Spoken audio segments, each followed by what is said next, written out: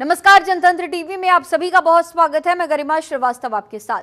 उत्तर प्रदेश के मुख्यमंत्री योगी आदित्यनाथ बलरामपुर में मां पाटेश्वरी धाम में पूजा अर्चना करने पहुंचे। इसके बाद सीएम योगी ने दंगाइयों को चेतावनी भी दे डाली और कहा कि गजवाए हिंद के नाम पर हिंसा करने वाले नर्क जाने का रास्ता खोज ले। अगर कोई उपद्रव करेगा तो उसे इसकी भारी कीमत अदा करनी होगी।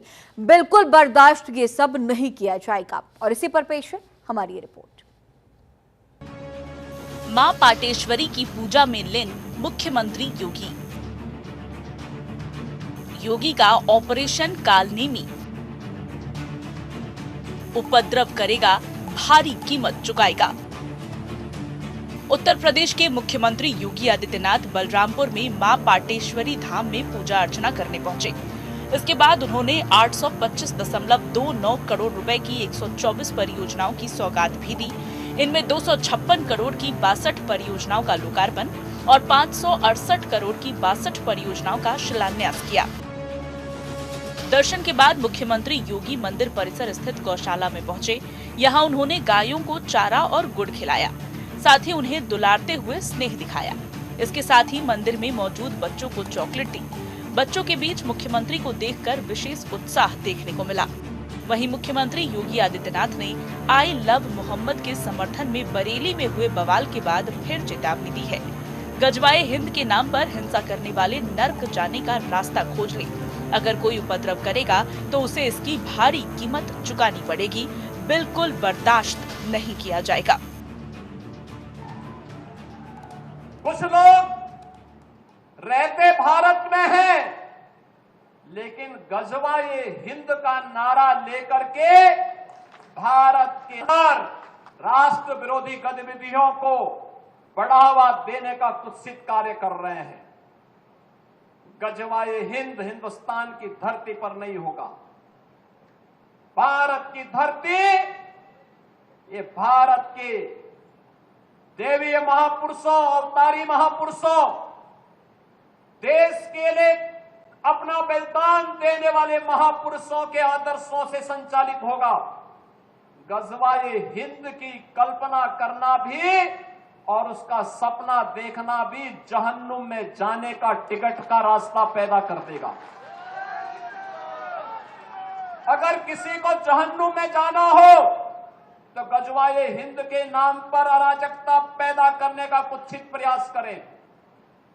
और छद्म रूप में जो लोग इस प्रकार की गतिविधियों में लिप्त हैं, वे भी कान खोल करके सुन लें।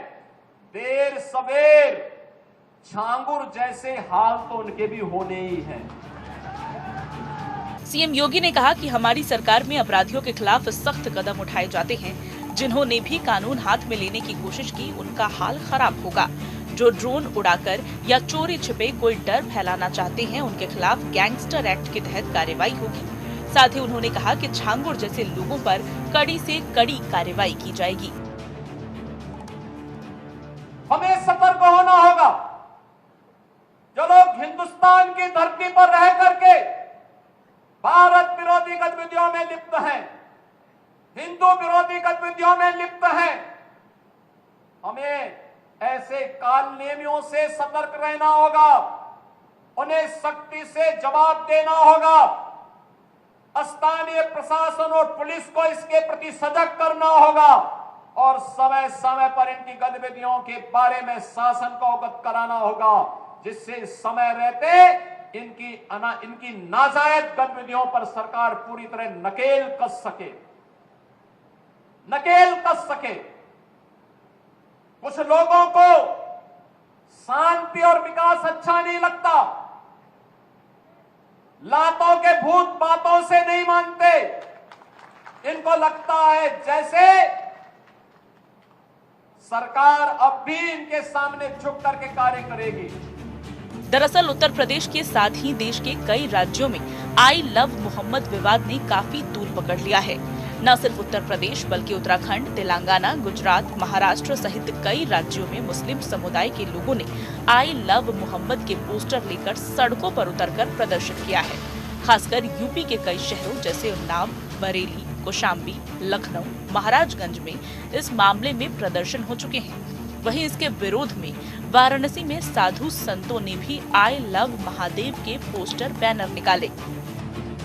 देश भर में आई लव मोहम्मद की आड़ में बवाल जारी है। कई जगह से हिंसक तस्वीरें भी सामने आई हैं। मुख्यमंत्री योगी ने भी अब कड़ा रुख अख्तियार करते हुए चेतावनी दी है। उपद्रवियों को लेकर पुलिस भी चौकस है। शहर में शांति बनाए रखने के लिए इलाकों में सुरक्षा भी बढ़ा दी गई है। ब्यूरो रिपोर्ट, जनतंत्र टीवी।